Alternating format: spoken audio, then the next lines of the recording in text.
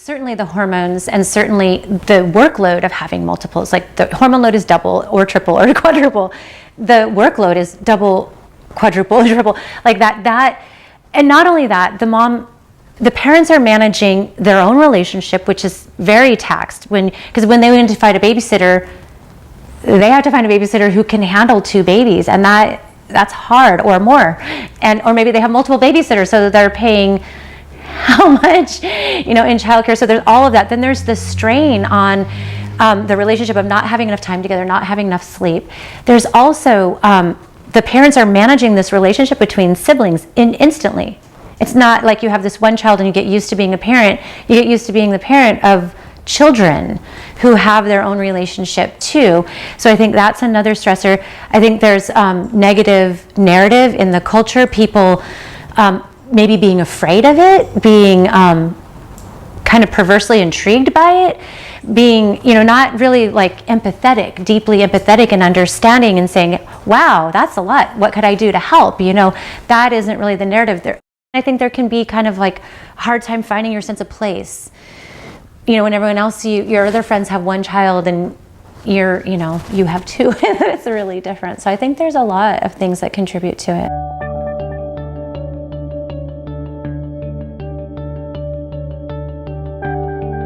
With any pregnancy, a baby is going to take what they need from the mother, whether she has it or not. If she isn't getting enough calcium through her multiple vitamins in her food, the baby's going to mine her bones for that calcium. It gets exponentially stronger as you have more and more babies with needs and demands of development, which are huge. Their brain is developing, their bones are developing, every part of their body is developing. And so it puts an incredible demand physically on the mom and hormonally.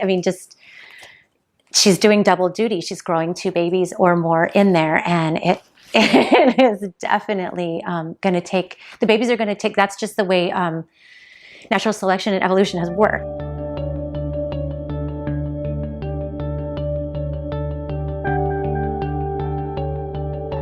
We'll see in mama's postpartum, around 3 months, this big hormonal drop-off. That is exaggerated if there's multiple.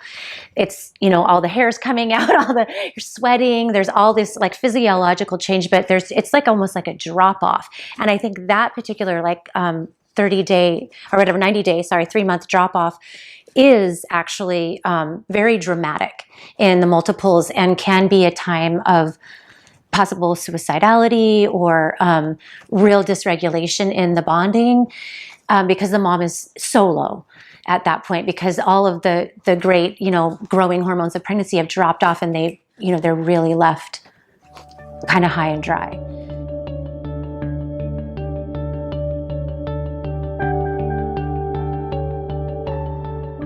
Establishing a relationship with a therapist in pregnancy, I think every pregnancy, I think it's a great idea because you're going into a mystery no matter what. Even if your birth goes great and you only have one and like on and on, your relationship is changing.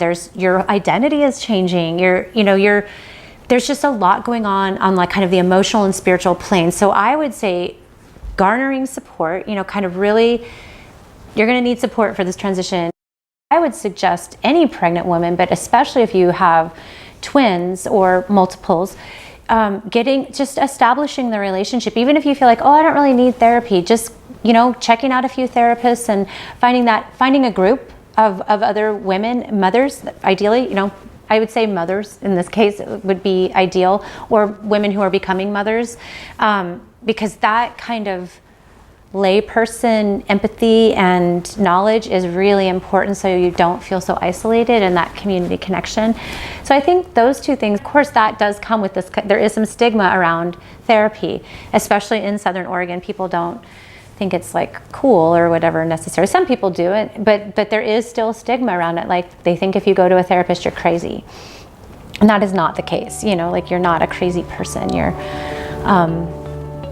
just in a transition.